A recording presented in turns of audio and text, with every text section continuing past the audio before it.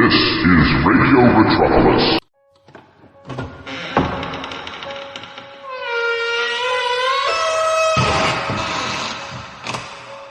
Welcome to the Inner Sanctum radio podcast here on Radio Metropolis. Tonight, a man who was just acquitted of murdering the chemist who cured his color blindness decides to steal the formula. This is called the colorblind formula from December 6th, 1944 here on Radio Metropolis.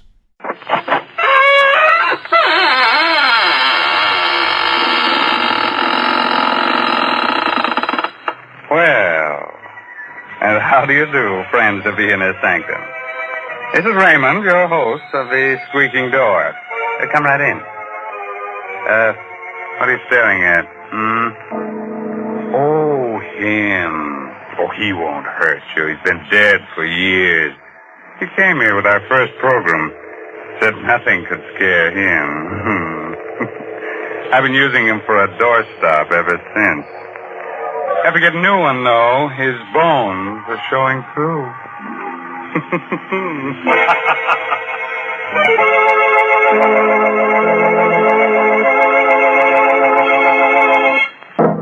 My friends, did you know that this is a bad winter for our ghost friends? Oh, my, yes. There aren't enough sheets to go around, and lots of them have horrible colds. They float around just coughing and coughing their heads on. Are you all set?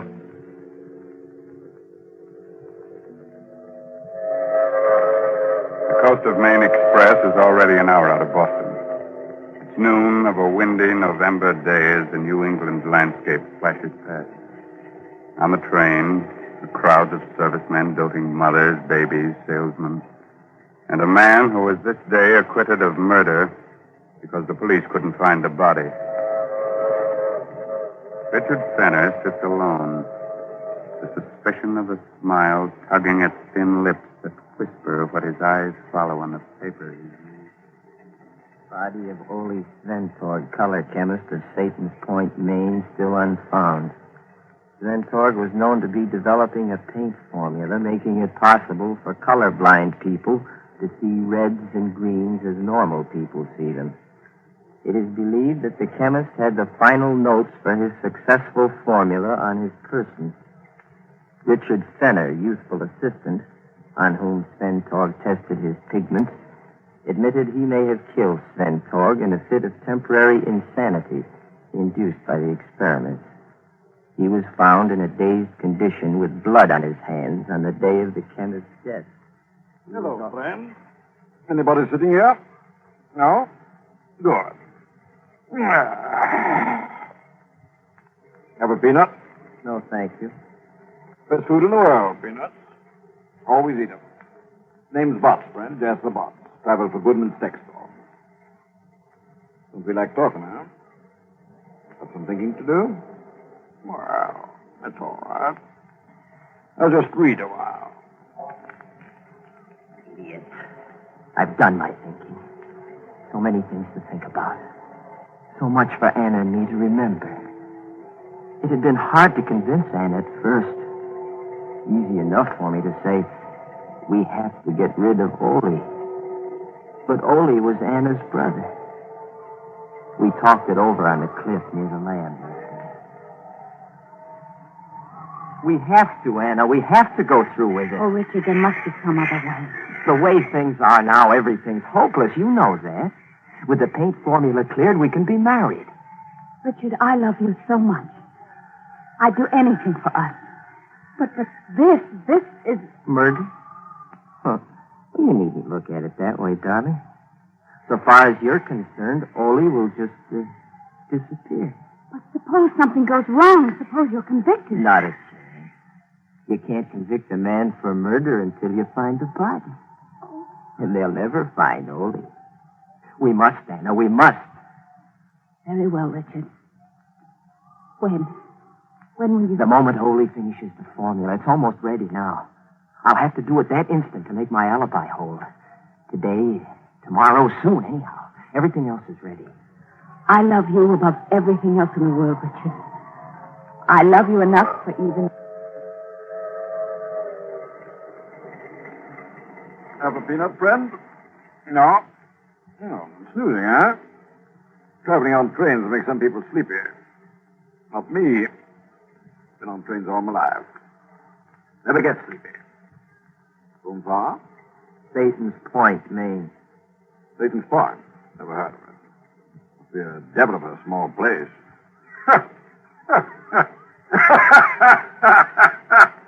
What I said. Satan's Point. Devil of a small place. Good, huh? Have a peanut? Devil of a place. Devil of a place. Devil of a place. Devil of a place it was that day. We went over every detail again and again until our story was perfect. A lot depended on the story we constructed. A lot depended on telling it well. I told it well. To the police in Maine and to the alienists in Boston. I started the story with the morning of October 11th in Ole's laboratory. Hold on. This is my last mixture. It will be ready in a few minutes, and I want your eyes to be well rested. Think you've got it this time, Ole? Now, there's no longer any doubt. When these pigments are mixed, I will paint a square board. It will look like a dirty green to my eyes. And to mine? To yours, and those of millions of others who are colorblind.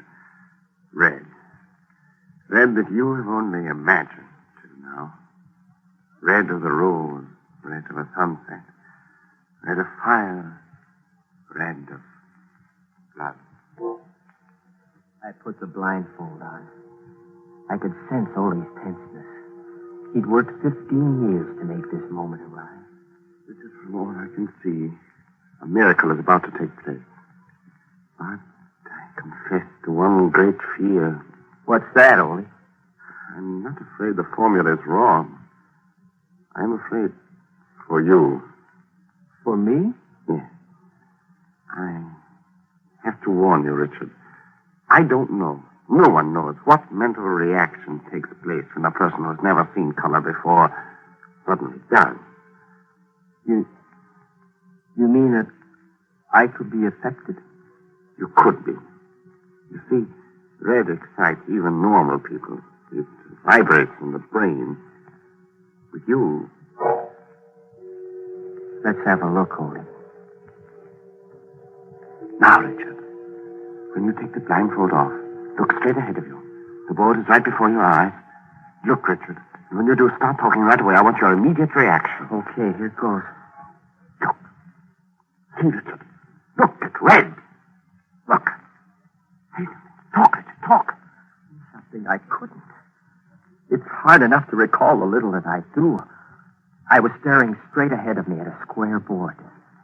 Nothing happened for a brief instant. And then I caught my breath sharply. My eyes dried. They burned. I closed them, but the patch of exquisite color seared my brain. A single hot, flashing stab of pain pierced my hip. And then I felt a surging power, a physical power grip me. And Ole's voice reached me, jabbed at me.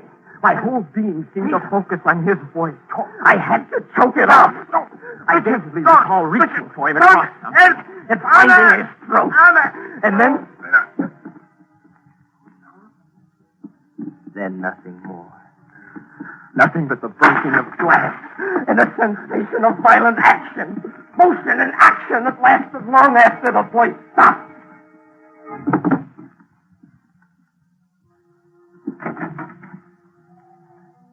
Then I felt cold air lashing. I was carrying something limp and heavy. There's a point of rock outside the house. It juts over the sea. I stood there for I don't know how long. The first clear thing I recall is identifying Anna's voice coming towards me. Richard! Darling, what are you doing? Richard! Your hand!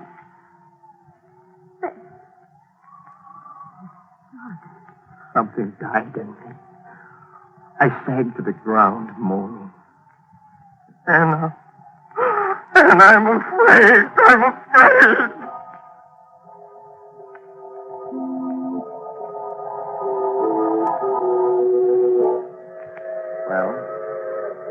That was my story. That's what I told them all. They didn't believe me, so what? They didn't find Ole. Anna told her own story as well, about coming back from town in the station wagon, finding me on the rock with blood in my hands. In the time they searched the house and the grounds, they came close, too close, just once. It was the day they gave up the search. I was standing in the yard with the guard when the inspector called me over to the little meat house near the cliff. Well, they'd been through it before, but the inspector held something in his hand. You sure in your day's meanderings you didn't come near this meat house, Fenner? Well, I can't be sure of anything, Inspector. I don't think so. Why? There's no felt hat I overlooked before. Got the initials OS stamped in it. Holy hat. I left it out. Was our whole plan going to be upset by a hat? Well, Fenner? It's Ole's. He always wore it out here when he worked on his meat. No? And the blood on the brim? Well, look around you for the answer to that one. Ole was proud of his larder. He just hung 2 quarters of beef the other day for aging. Right over there, see? It was fresh killed stock. Blood probably came from that. Yeah, we'll have the blood tested anyhow. All right, Fenner. You can go back now. I walked away a little elated. Habit's a funny thing. It plays tricks, even on detectives. People are used to thinking of bodies as being so many feet long, with 2 legs, 2 arms, and a head.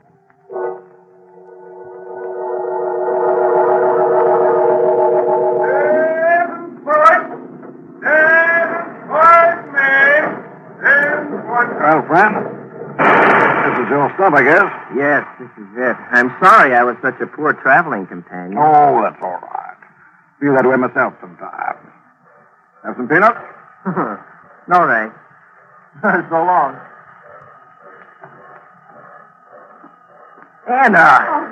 Oh, darling. Oh, darling. Oh, I'm so glad to see you. Everything went just as you said it would, didn't it? And now you're free. Free, but not safe yet, baby. Don't talk here. Let's get in the station wagon first.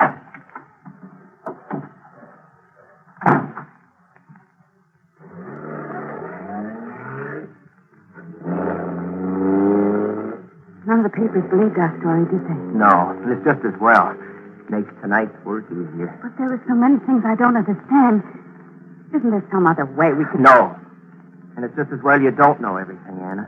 There's less chance of your making a slip. It seems to me that I'm in this as deeply as you All are. right. I'll tell you this much.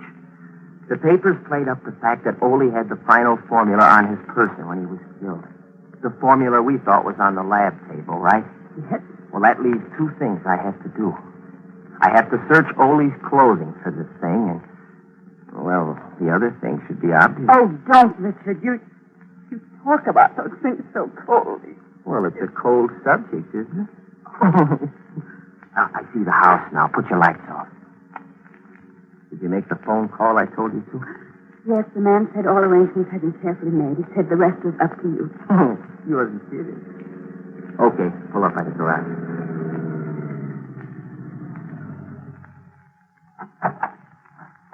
Don't look around you as we walk into the house. Oh, I'm not as calm as I thought I'd be.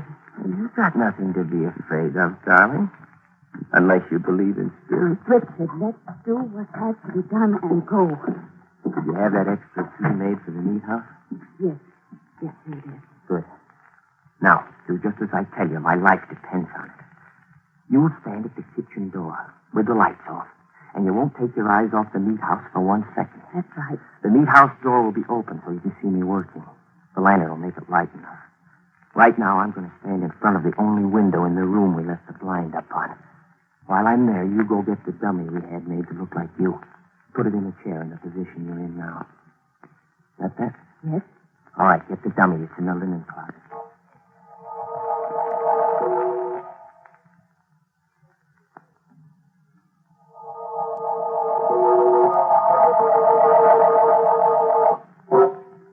Are you sure it's arranged naturally? It looks a lot more natural and comfortable than I am. Good. Now crawl below the window level into the kitchen. Set? All set. Here's the revolver. Now stay in the shadows while I light the lantern and leave. And then stand in the door as I told you to. And remember to watch the meat house. Scared? Yes, but I'll do my part. Don't worry. Just be careful and hurry. Well, this gruesome business will be over soon, baby, and it's worth it. What are a few days of this compared to what's in store for us? I know. But hurry.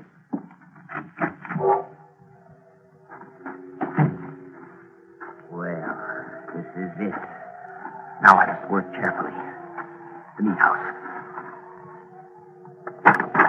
Boy, this metal's cold. I'll bet Ole is, too. Now let's see. Put the lantern here. So. And it's the 3 sacks on the meat hooks on the left side.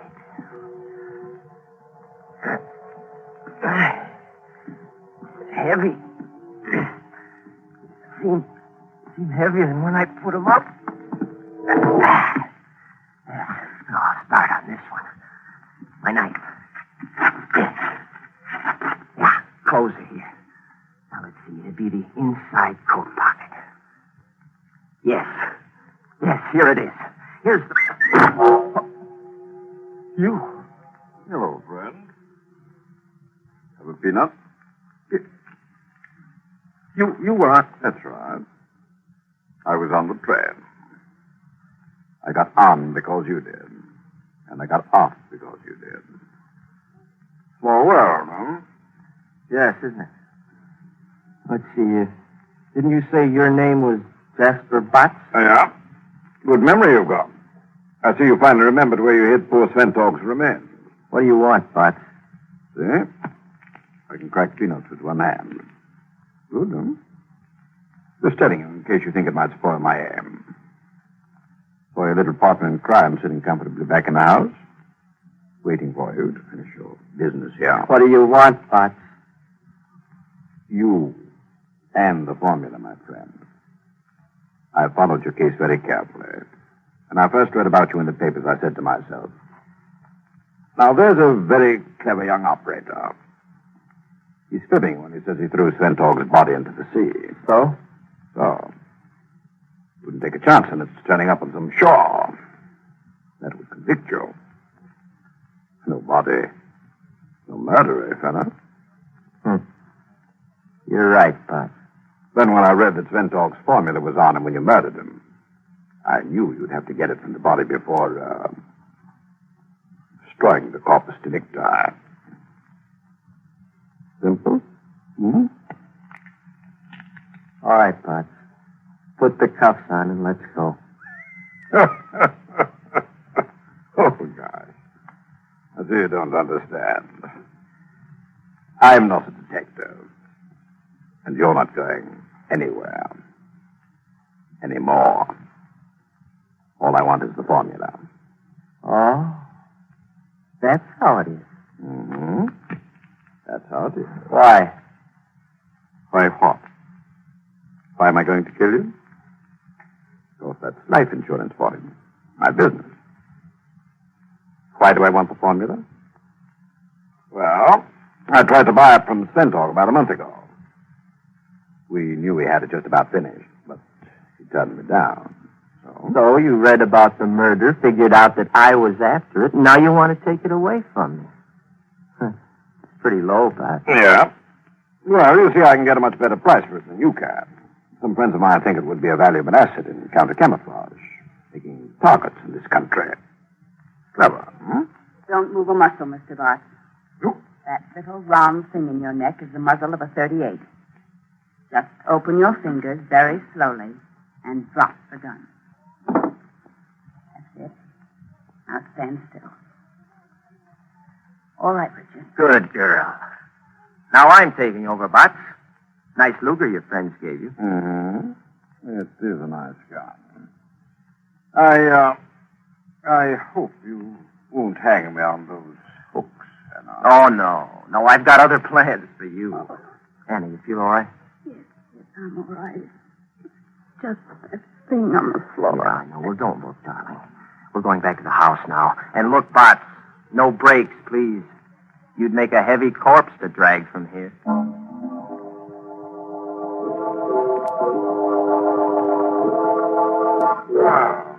Very cozy little room. Tired and everything, huh? Okay, darling, make your phone call.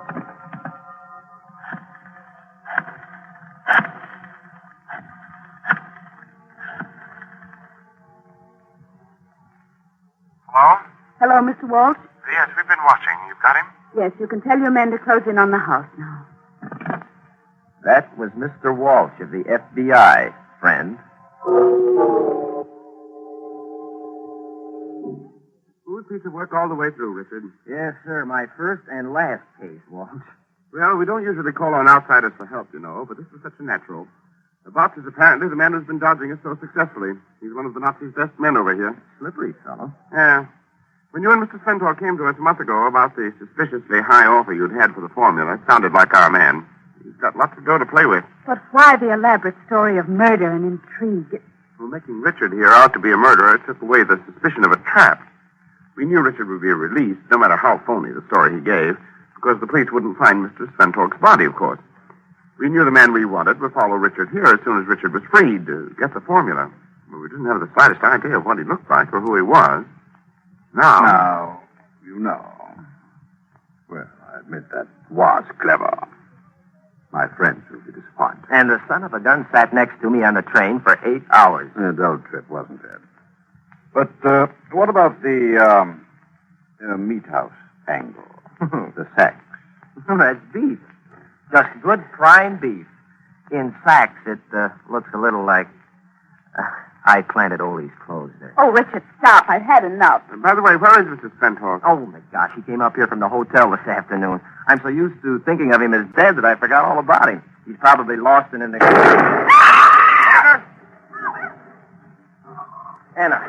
Anna, you all right? Yes, I'm all right, Richard. Sure. Just shook me up, but I... Richard! Richard, the laboratory! All right! All right, you still have the box, Mr. Walsh. Hold on to him. I'll take a look in the lab. Go ahead, Tanner. Ole, where are you? Ole! Ole. Here, Richard. I'm all right. It's just my leg. Light a match so we can see. Yeah, sure. Hurry, Richard.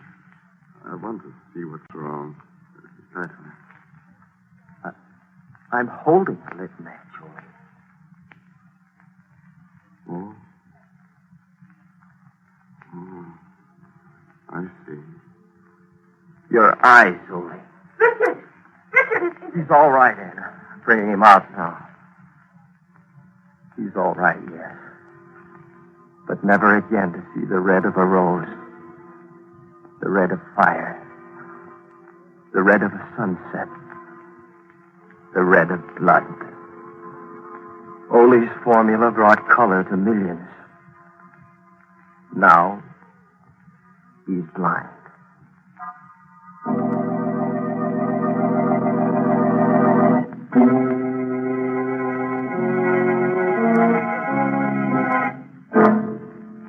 No corpse? Oh, my. No corpse. Well, a corpse, man. Will somebody pass the peanuts? Listen, you. Yes, you over there. Are you sometimes green with envy? You ever go into a purple rage? Are you yellow? You are. Oh, don't worry about it. You've got what the writers call a colorful personality. Or maybe you're just a rainbow.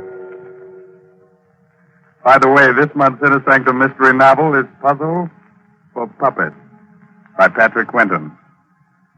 Well, now it's really time to close that there squeaking door until next week at this same time.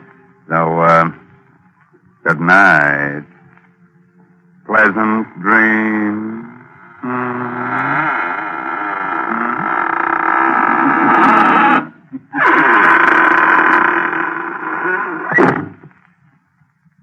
And so for now, we brush off Raymond, a friendly host of Dana Sanctum, a charming ghoul, responsible for tonight's bedtime story.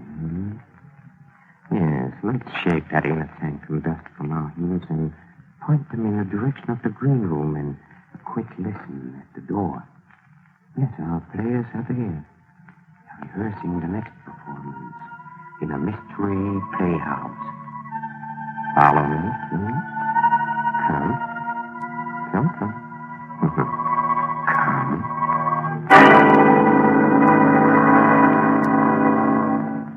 And that was the colorblind formula from December 6th, 1944, here on the Inner Sanctum Radio podcast on Radio Retropolis.